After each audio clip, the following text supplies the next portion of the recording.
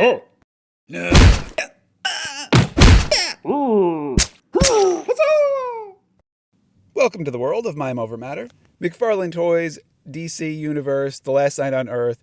This is a 5-pack Batman set. I put my camera down for 2 seconds and they just unbox themselves. Luckily, I took some footage. Let's take a look in box. So this is a pretty cool collector's set that they put together. All of these figures were put out individually. Well, the 4 main figures, and it was the Bane Build-A-Figure line. So you can see on the back, we've got the Wonder Woman, we've got the Batman, we've got the Omega, and we've got the Scarecrow, all to build our gigantic Bane of an action figure. So I am very excited to put these guys all together. I think these are the official release. I'm not sure if there's anything different as far as the figures, the colors. Are they variants of the official releases?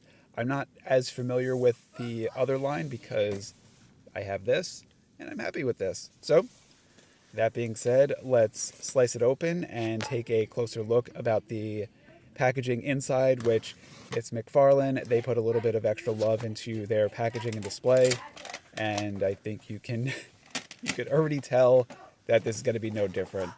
Man, this is incredible. This is a collector set right here. It almost feels illegal that I'm going to be unboxing it and doing some stop motion havoc with it, but it's going to happen. So they do have the cards that come with them. In the normal release, you usually have a card in the back, so they have all those. Our Bane is already put together for us, so that is awesome. We don't have to do the extra work. And Bane gets his own card, which I don't think you would get that in the normal release because each of the individual characters come with their card. We've got Wonder Woman. We've got our Batman broken out of Arkham Asylum. He's got a straitjacket. Decapitated head of Joker, of course. We have our legless Scarecrow, which I'm a little bit iffy on this figure. And then we've got our villain, the Bruce Wayne as Omega. This is going to be pretty awesome. I cannot wait to get my hands on these action figures and do some stop motion. All right, and we are back to post-stop motion. The figures have all been released. Let's put them over onto our review area so it can get off the floor for nothing else than then to respect my back and knees and whatnot. So Batman's been moved. We've got our amazing Wonder Woman. We'll take a closer look at each of these individually once we do our transportation. And who's next? We've got, oh, poor Omega. He just got thrown. He's going to have a talking to with Bane after that one. As a nice looking figure. Put him over there. And let's see, who do we got? Oh, Scarecrow does not have a leg to stand on, but we'll figure something out. He's all tattered and torn and decayed and very, very Scarecrow-esque. We'll just lie him down for now. And there he is, the big beefy Bane himself. So just put him over here. I had some issues getting him to stand, so we'll just lean him right now. And there we go. And then this beast of a box that has all the goods and accessories in there. So I will take everything out and we'll have a closer look. All right, and there we have our Fearsome 5 ready to be reviewed. We have our Tipsy Scarecrow. He doesn't have legs, so he's a little bit wobbly, but I think there's a stand in there for him, so we will play with that. And that puts him up for the first of the in-depth review. Each of these characters comes with a card. They're a little bit hard to see on camera because they do have a shiny metallic gleam to them. So you can kind of get the picture. They're really cool in hand, so I really like them. It's just the camera with the glare makes it a little bit challenging. All right, so here is what I believe is Scarecrow's stand. It's clear, so it looks like he's floating, and you do have to put it together, so some assembly required, but I put together IKEA furniture, so I think I am well trained to do this. As I say that, I have difficulties. It looks like it slides in and clips in, but it's just not fitting into place. So perhaps I should have... I'll reach out to IKEA and see what I can do about getting some instructions emailed to me as I fiddle around with it. Or perhaps this is the ultimate scare tactic of Jonathan Crane putting me on camera trying to put something together and the fear of not being able to do it. Well done, Scarecrow. Well done. But I think I kind of teetered it in place. We'll see how it goes. So it's got a little clip on there. It looks like it'll clip on his back. It's not very big, and he's got a somewhat big jacket on. But it's McFarlane Toys, so this has been tested and tried. So I have complete faith in McFarlane that this will work exactly as planned. So looks like this opens up, and it's got a pretty good hold on it. but it just doesn't go all the way around his body. So unless it's supposed to kind of hold him under the arms, then he's got his, I'm not sure what that thing hanging is. It looks like it's a microphone, but it's just hanging, so it's gonna pick up some sounds that he probably wants to go under the radar. So he should probably hold that a little bit more. And there we go. Actually, so the stand is a little bit wobbly because it didn't quite snap into place. I'll have to play with that later. I just didn't want to waste too much time on that. But I don't know. It's pretty cool. I was a little bit hesitant on this figure because it just, I don't know. This is not the Scarecrow that I am fond of. So I would say my perfect Scarecrow is Batman the Animated Series. Like, that's the look. It looks like he can, go to Wizard of Oz or scare Batman. That's my Scarecrow. This is a little bit more of the design is really cool, really awesome, but I don't know. I'm still not 100% sold on this figure. It, the moving fingers are actually pretty awesome. I think he's got little syringes with some gas or some poison or some serum in there that he uses, and then the articulation on the arms and hands is not great, but you could see by the figure he's not really meant to move around. Oh, and the head pops off.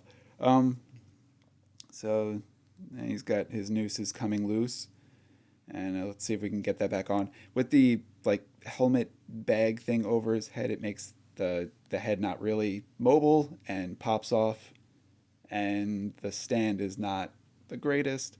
Looks awesome. Still not 100% into this figure, but you need him in order to get Bane. So, he was absolutely necessary. Now we have Omega, which is Bruce Wayne. He's the villain of the series. It's a kind of a alternate dimension Batman story where we have Batman phasing off against Batman or Omega as Bruce Wayne. This figure is insane. When I opened him up to do the stop motion, I could tell right away the articulation on him, the design, just the sculpt of it. He's got toesy articulation. The ankle articulation. This is a very old style of McFarlane toys. You can see there's almost like a ball on it. Nowadays, when they make them, it looks more like human. But this is not a new figure. This is a couple years old, so you can't hold them up to the new standards. I think it's absolutely incredible. He comes with some punching hands or some rock hands if he's playing rock paper scissors. Yeah, I could not be happier with this figure. I am going to probably have a blast making some more stop motions with him. I think he's got to take on Batman in a stop motion fight where the two could just have at it. This is a fantastic figure. Very happy with him. All right, let's see who we got up next. If you can tell from the shiny card, this is none other than Wonder Woman. This is a cool design of the Wonder Woman that they had in this comic. Her outfit is very classic Wonder Woman, but the hair, the face, it's a lot more post-apocalyptic, so that kind of fits with the storyline. She's been through some things. She's had a rough go at it, but I don't know. This is another great figure. The sword is a little bit flimsy. When it was coming out, it just wibbly wobbly. It does not fit in the hand great. So you could probably move it around, but it's not a good solid hold. So as far as stop motion, it's going to move around a lot. You might even, if you go back and rewatch the stop motion opening, it's not the smoothest sword work I've ever done. She's got some great knees, same ankle articulation. It's got a sheath on her belt so she can put her sword in there. And yeah, the articulation on Wonder Woman is amazing. This is my first Wonder Woman action figure. So now she's going to be cutting some people up and using her invisible jet, which luckily I don't have to get a figure for. She could just fly that with just imagination. So actually I will probably try to do some invisible jet scene with her. I think that would be pretty fun. And next up, we've got our second Brucey. This is Batman Bruce Wayne, not the Omega Bruce Wayne. He is carrying around a head of the Joker. He is in a straitjacket. He woke up in Arkham Asylum, and his arm popped off. All right, looks like it just pops right back on. I will be a little bit more careful when I'm manhandling my Batman. Or I should say Batman handling. All right, yeah, this one, actually, this arm is a little bit loose. My guess is he tore something while, fighting with Bane. So we'll have to put some ice on it and have him rest a little bit. So let's look at the design. Face sculpt, absolutely amazing. The straight jacket costume where it's got like the straps on the back that kind of look like his cape.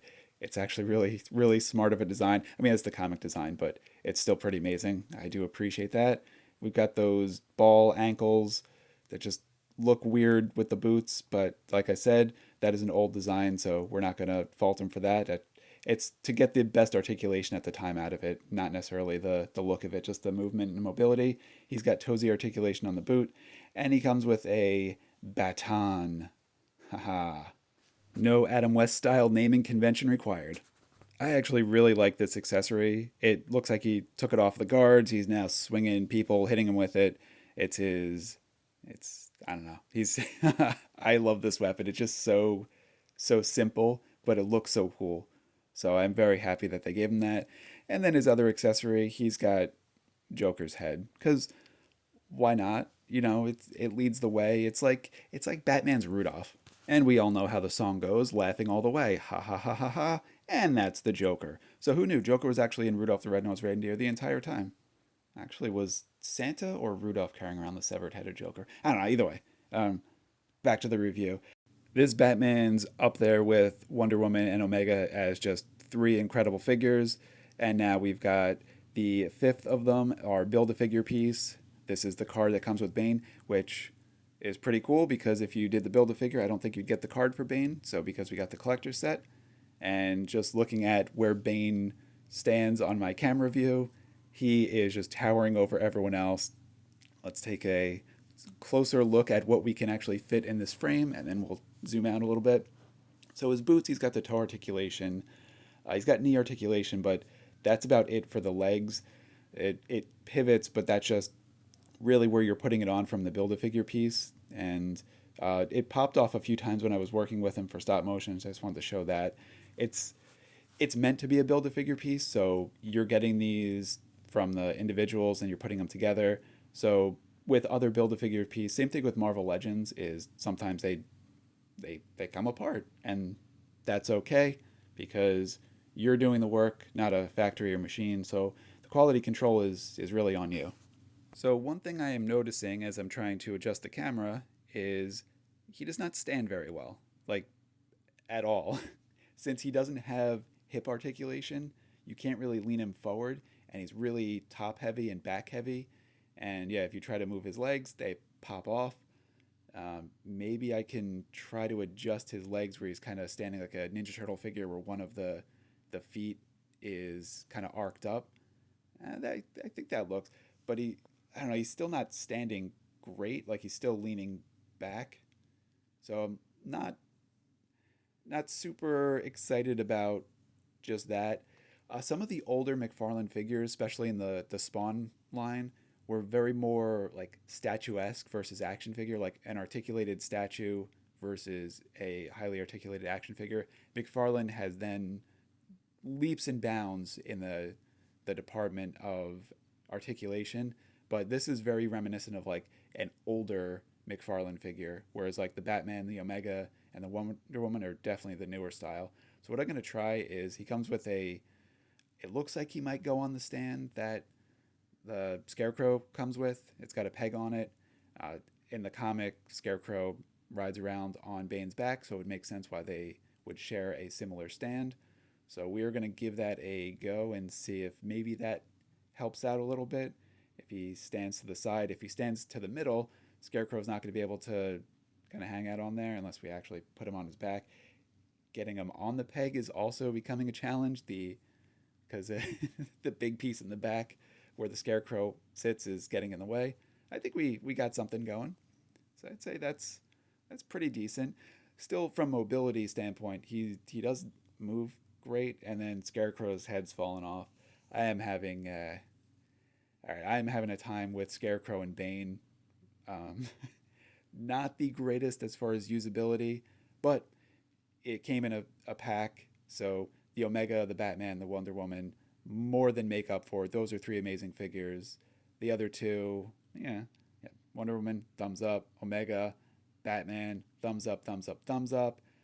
Then we've got Bane, so I would say so-so. And then we've got Scarecrow. I would say he's not the greatest figure, but you need him for Bane. Thanks for watching. Here, hoo, he, here, I'm Baton Man.